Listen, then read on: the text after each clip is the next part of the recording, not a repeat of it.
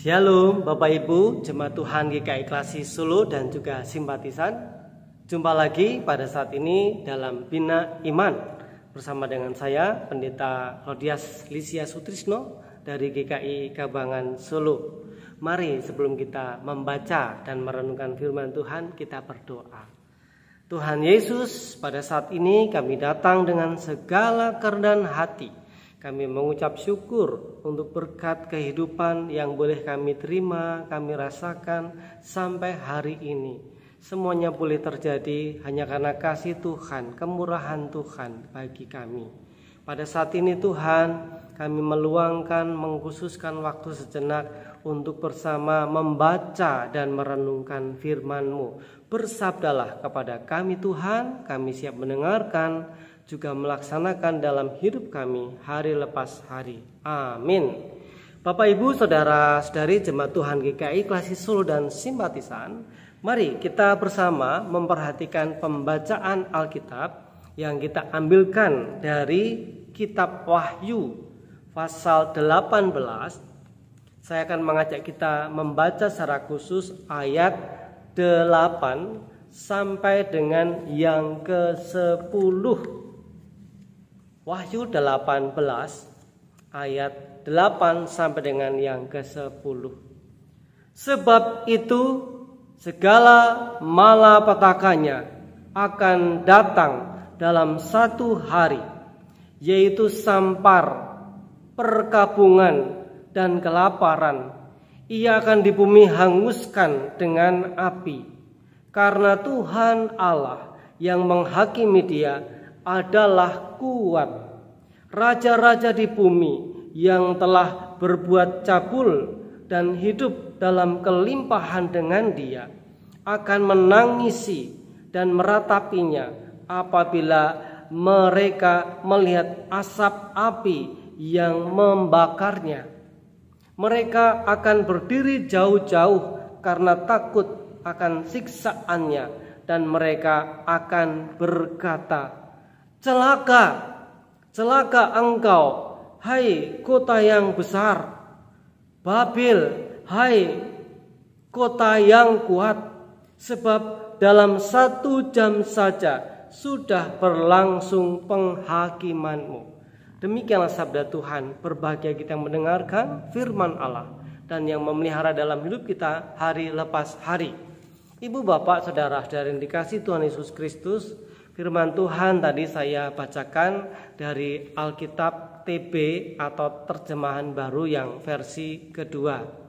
Nah, Bapak Ibu saudara-saudari yang dikasihi oleh Tuhan Yesus Kristus, kita hendak merenungkan firman Tuhan dengan tema hidup seturut kehendaknya.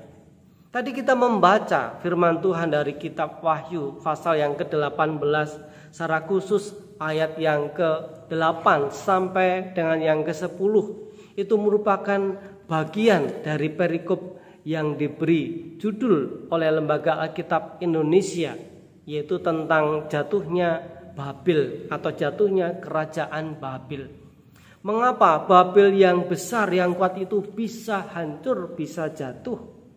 Jawabnya satu, karena rajanya, bangsanya hidup jauh dari kehendak Tuhan. Sekalipun Babil bukan bangsa pilihan Allah, tetapi Allah mengasihi Babil sebagaimana mengasihi Israel. Babil telah menjajah, telah menindas. Babil telah menggunakan kuasanya, rajanya Nebukadnezar dan juga para pembesarnya. Mereka hidup di dalam percabulan. Artinya percabulan di sini yaitu hidup bergumul dengan Baal-Baal, dengan ilah-ilah. Itu yang tidak diperkenan oleh Tuhan. Sekalipun Babil memang dipakai oleh Tuhan untuk menjadi sarana mempertobatkan bangsa Israel. Tetapi yang menjadi fokus bagi kita adalah bangsa Babil, raja dan rakyatnya. Mengapa mereka sampai dihukum oleh Tuhan? Ya, karena mereka hidup menurut keinginan daging. Mereka hidup semena-mena terhadap orang lain, terhadap orang yang lemah. Kalau kita memperhatikan apa yang dikatakan di dalam firman Tuhan yang tadi kita baca pada ayat yang sebelumnya, yaitu ayat yang kelima bagian dari kitab Wahyu pasal 18, dikatakan bahwa dosa-dosa mereka telah tertimbun atau bertimbun sampai ke langit. Artinya apa? Dosa-dosa mereka sudah begitu banyak membuat Tuhan muak, membuat Tuhan murka.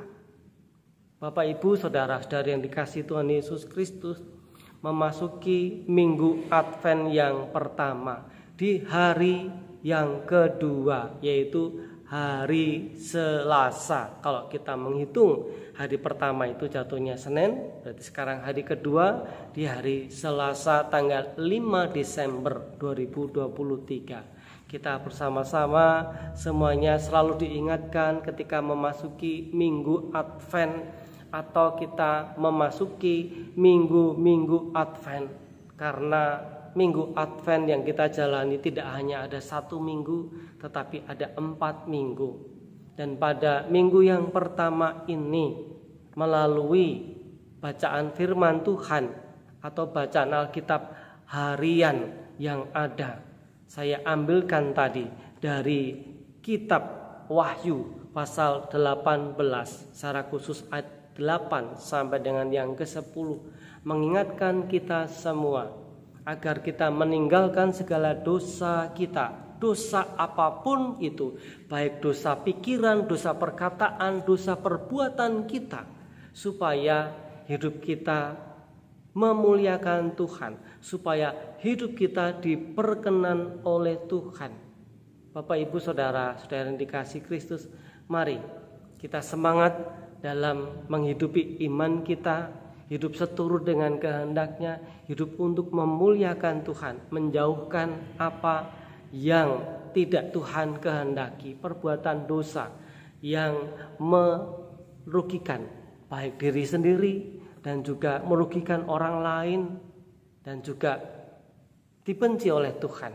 Untuk itu mari kita bersama-sama hidup di dalam cinta kasih, saling menguatkan, saling merangkul satu dengan yang lain, supaya kita semua makin dikuatkan di dalam pergumulan menjalani hidup kita ini. Dan biarlah nama Tuhan yang senantiasa kita muliakan. Amin. Mari Bapak, Ibu, saudara-saudari, kita satukan hati dalam doa. Kami bersyukur ya Tuhan, melalui renungan firman Tuhan yang singkat ini, kami menyerahkan seluruh kehidupan kami ini, agar dalam menjalani memasuki masa Advent ini, agar kami semakin mawas diri, agar kami semakin hidup memperhatikan baik perkataan, ucapan, tingkah laku, perbuatan kami, apa yang kami pikirkan, agar semuanya itu hanya seturut dengan kehendak-Mu dan memuliakan nama-Mu, menjauhkan kehidupan kami dari segala dosa, baik dosa pikiran, dosa perkataan, dosa perbuatan, agar nama Tuhan dipermuliakan dalam hidup kami ini. Kami serahkan seluruh kehidupan pekerjaan kami bersama dengan keluarga kami ke dalam tangan kasih-Mu. Biarlah Engkau yang menuntun kami, memampukan kami menjalani hidup kami ini dari hari ke hari. Dan biarlah nama-Mu yang kami tinggikan, kami agungkan. Haleluya. Amin. Demikian Bapak, Ibu, saudara-saudari jemaat Tuhan GKI Klasik Solo dan simpatisan. Selamat bekerja, semangat beraktivitas. Tuhan memberkati kita semuanya. Amin.